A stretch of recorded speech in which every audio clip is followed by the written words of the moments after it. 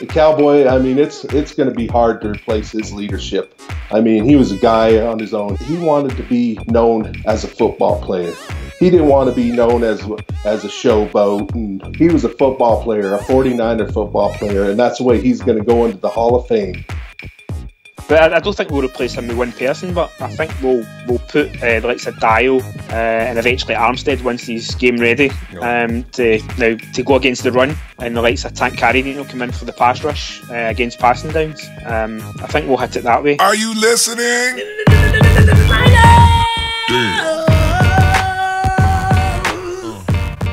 Let me ask you this. How annoying is it at this point in the year, after we've been through the free agency period, gone through the draft day, signed up undrafted free agents, but still you go over to your favorite bookmarks. You click your favorite 49er news sites to read the 49ers have yet to administer to the gaping holes in their roster. WTF, what are these people talking about? Okay, and check me on this if you don't agree. Now, I accept the fact that Patrick Willis, Chris Borland, Justin Smith, and Frank Gore are losses as that word is defined, a loss. Cully and Cox, I'm still on the fence about. I need to see Reeser and Acker before I feel any real pain about them leaving. You feeling me on that? But do not tell me that Crabtree, Scuda, and Ayupati are losses that weren't administered to Torrey Smith, Eli Harold, Brandon Thomas. Are upgrades NFL people? And heaven help Carson Palmer. Between Ayupati and Jonathan Martin, they almost got Cap killed last year. Not a message for you, Bleacher Report. I want to thank you people for finally somebody saying something nice about the 49ers. That article on 49ers breaking out in 2015, I did indeed love it. So thank you guys very much. Ronbo! Hey! Well, I guess all the preseason pain and drama's over as far as player personnel is concerned. You would think so, right? Sure am gonna miss that big bad Cowboy. Yeah. Justin Smith isn't easily found, Ronbo. True. Hey, you haven't paid proper tribute to him yet either. I've been kind of in disbelief. I still don't believe he's leaving, man. Well, you better believe it. You got some Niner fam on the cam to talk about the matter? Yeah, as a matter of fact, we do. Well, let's get to it, bro. Hey, you gonna hang out? All right, let's go on over to the camp right now. Niner fam, I got another dude I want to introduce you to, another member of our fine family. His name is Mark. Mark, how you doing, man? I'm doing great, man. Now, where are you right now? I'm in Powell, Wyoming. This is what I like. The 49er Empire spans across the planet, really all over across the United States. Because what I'm thinking about is what's the closest NFL team to Wyoming, actually? Oh, man, those Denver donkeys. That's right. You're surrounded. I always get a kick out of it. Certain people are surrounded by certain fans outside of who they like. And in this case, surrounded by Broncos fans. There's no real rivalry between San Francisco and Denver, though, because we've never had any real clashes or Super Bowls or anything. No, not really, but I get a little heck from all these fans over here. With that shirt on, I could see where you would run into that. Yeah. Well, speaking of, Mark the Cowboy has just left us. We now know what we're dealing with. And I tell you what, he's been playing in pain for the last couple of years. I'm wondering, are we going to progress? Are we going to get worse? What do you see in our defensive line now without that Cowboy leadership? How do you think it's going to work out? Oh man, it's hard to think that number 94 ain't going to be on that defensive line. It's scary. Really is. But I think he got the players to move in there, and I think that the young guys are ready for a challenge. It's going to look good this year. You know, man, I give respect for the Cowboy, man. He had to play 2 years in pain. I mean, he's getting a little respect from the football gods. You mentioned the guys that have been understudies for the last 2 years. Who amongst them can actually take over and actually keep us moving in the same level of play? I look down through the lineup, but who do you like? Oh well, you know, nobody's gonna take the place of the Cowboy. But the one guy that I really like, man, is Tank Carradine. Hi, man. I think Vic Fangio held him back. I mean, I think if he would have gave him a chance, I think he could have really shown. I mean, this year, I think as long as he stays healthy, I mean, I think he could go in there and have a good year. Won't produce like the Cowboy, but hey, over the year, over time, I think he could become something good. I'm hoping maybe Darnell Dockett could maybe help out a little bit, and he could like fill the spot of Ray McDonald, the loss of him. I mean, but him and Dorsey, but they're kind of nursing injuries right now. I mean, but I really like Tank Carradine. I think he could take Justin's place. But Tank is more of a pass rusher. You bet. Yeah, he's not as good at stopping the run as is Dorsey. And also Dial is pretty much on that same level with Tank as far as pass rushing. It's going to be amazing to see by committee, because we've got to stop the run. That's what the 49ers do. The 49ers, their whole thing is, if we stop the run, we put you in situations where you have to pass, and then the ball is in our court. We put you in 3rd and long, it's to our advantage. It's a 49er philosophy. So that means in camp coming up, the battles for position are going to be brutal. You see Tank coming out on top, though? Oh, yeah, you bet, man. I'd really like to see Quinton Dial move to defensive end. I think he could really do some good there. Probably the loss of Ahmad Brooks. I mean, oh yeah. Mark, they haven't let him go yet. That's true. Well, his situation. I mean, because we win with class. You bet. Quick look at our draft now. Who stood out in this year's draft that you really like, Mark? You know what? I got 2 guys that I really like. I like Blake Bell. Yeah. Because I think he's gonna step in, and poor Vance McDonald can't catch a ball and hold on to it. And Vernon Davis, man, he's my man. I mean, number 85, I love Vernon Davis. If he don't start producing, I mean, I'm hoping for Vernon Davis to have a good year, but I'm hoping Blake Bell could step in there and do some damage. You're right. He is made for that too. You bet. I think he's a guy all in his own. I mean, I think he might be our new Gronk.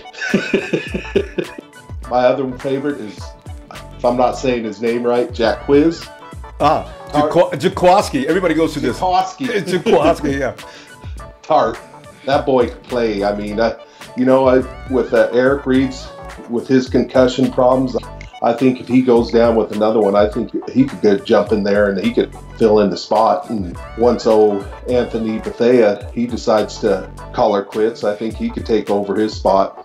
Now, Arik Amstead, people are still concerned, is Arik Amstead going to be able to fill the shoes they put him in? Because he's a child of great expectation.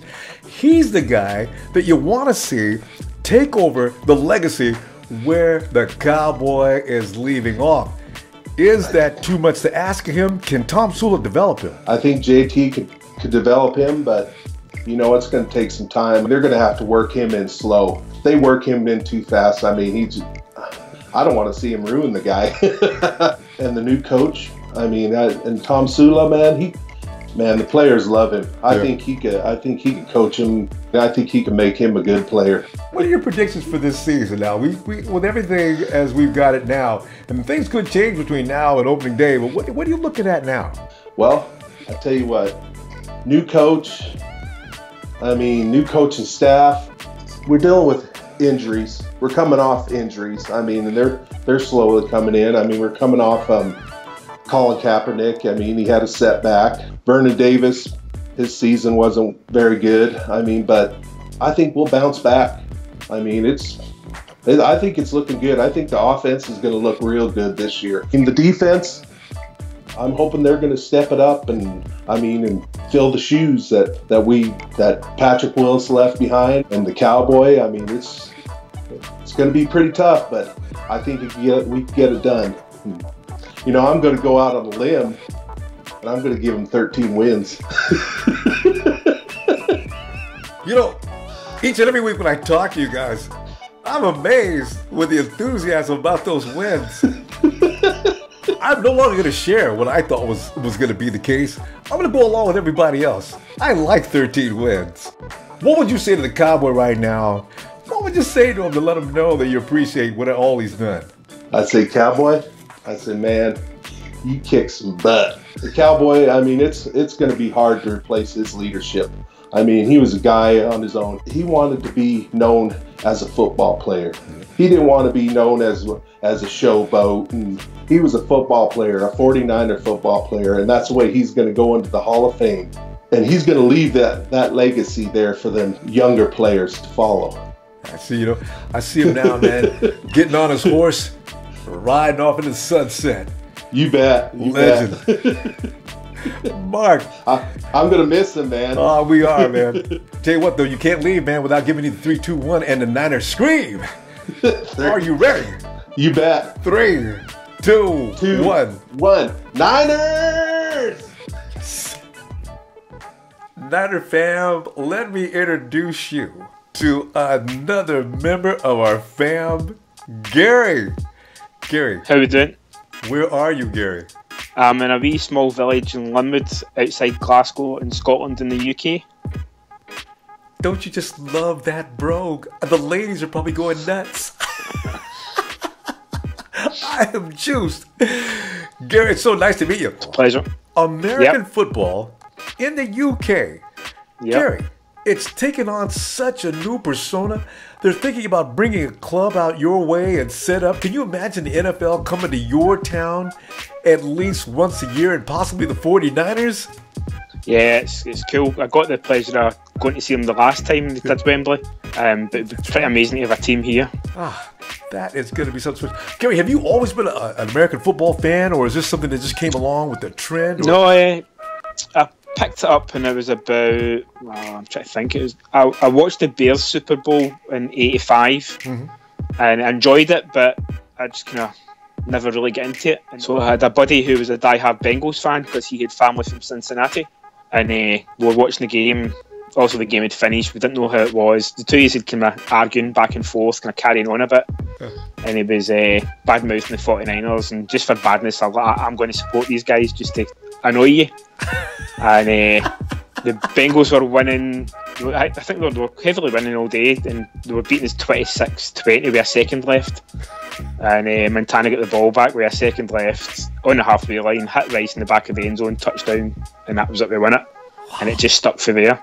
Now, at the time, I had no idea who Jerry Rice was. I had no idea who Joe Montana was, or Bill Walsh, or Ronnie Law, or any of the guys. So it was just like picking a team just to piss my pal off, and then it just stuck. And that's been week 2, 1987, and here we are, 27 years on, 28 years on now. Yeah, since then, and been looking for that elusive 6th trophy ever since. Yeah, that'll come. Come. And maybe even this year. But listen, hopefully we have sustained an incredible offseason. Since it ended, there's been nothing but turmoil. But things seem to be coming into focus a lot better now. We've lost a lot of players, as you know. Yeah. And what I'm wondering is, from your observation and your perspectives, now, the big story this week, of course, is losing the Cowboy, Justin Smith. Do you believe that with the 49ers, with the personnel they've got in now, with the coaching that's going on, and all you've been reading about lately, can we still sustain a winning edge? Yeah, I think so. Losing Justin Smith's tough, but since they get injured versus the Patriots a couple of years ago, he's not been the same player. Still a hell of a lot better than most players, but just not quite the usual Justin Smith that they love. Reps went down, his performance was down a wee bit. He was still out there battling. I think that's what Dockett is. Dockett's his temporary replacement. Somebody with that evil streak that's willing to now do whatever it takes. And I think Dockett's the same type of guy. Maybe not as good as, but now a defensive leader that kids are going to look to. Who? Or the kids will look to. Yeah. Or the young players. Yeah, because are you impressed? Because we're looking at Quinton Dial. We're talking about Tank Carradine. These guys are going to come in and they're going to have a huge, the camera's on them to perform, because we're used to Justin Smith, the Justin Smith we've seen, as you mentioned earlier, the Justin Smith prior to the past 2 years when he was really at his highest level. But isn't that a scary thing to come in and have to actually take the place of a legendary guy like the Cowboy? I mean, can you imagine? Yeah, but I don't think we'll replace him with one person, but I think we'll put the likes of Dial and eventually Amstead once he's game ready to go against the run, and the likes of Tank Carradine will come in for the pass rush against passing downs. I think we'll hit it that way.